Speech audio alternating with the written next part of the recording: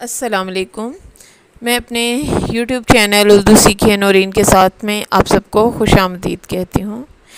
آج ہم اردو گرامر میں کہانی پڑھیں گے گیدڑ کی مکاری۔ کسی جنگل میں ایک بڑے ڈیل ڈول کا ہاتھی رہتا تھا۔ وہ بہت بڑا تھا، اس کی جسامت دیکھ کر ہی دیگر جانور للچاتے اور اس کا گوشت کھانے کے لیے بے قرار رہتے۔ اسی جنگل میں ایک طرف گیدڑوں کا ایک غول بھی رہا کرتا تھا۔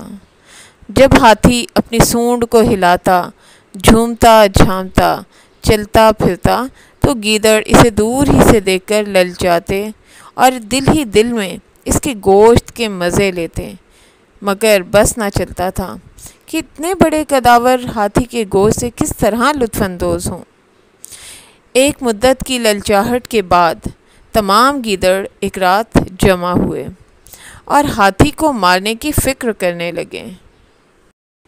آخر ایک بوڑھے گیدڑ نے ہانک لگائی کہ تم مردہ ہاتھی کا گوشت کھانے کی سوچ رہے ہو، میں تمہیں زندہ ہاتھی کا گوشت کھلاؤں گا۔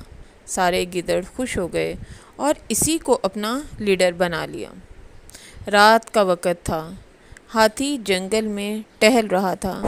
وہی گیدڑ اس کے قریب آیا اور بڑے ادب سے سلام کر کے بولا، حضور، ہم سب گیدڑوں نے فیصلہ کیا ہے کہ آپ کو اپنا بادشاہ بنا لیں اور آپ کی حکومت میں امن و چین کی زندگی بسر کریں۔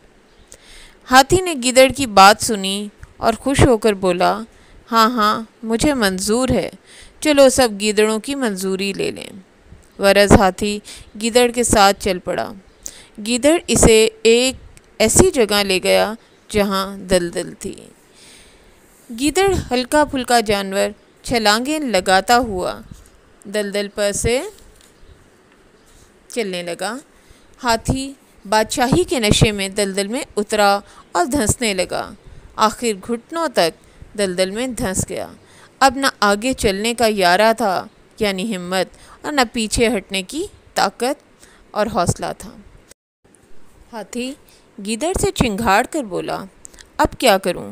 گیدڑ نے کہا، آپ بھاری بھرکم ہیں، وزنی ہیں، میں اکیلا تو آپ کو نہیں نکال سکتا، حکم ہو تو اپنی قوم کو بلا لوں؟ ہاتھی مرتا کیا نہ کرتا، کہنے لگا، ہاں جلدی بلاؤ۔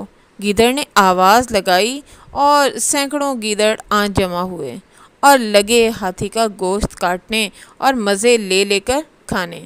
ہاتھی نے بتھیری سونڈ ہلائی، چنگھاڑا، مگر گیدڑوں نے وہیں کھڑے کھڑے ہاتھی کا گوشت چٹ کر لیا۔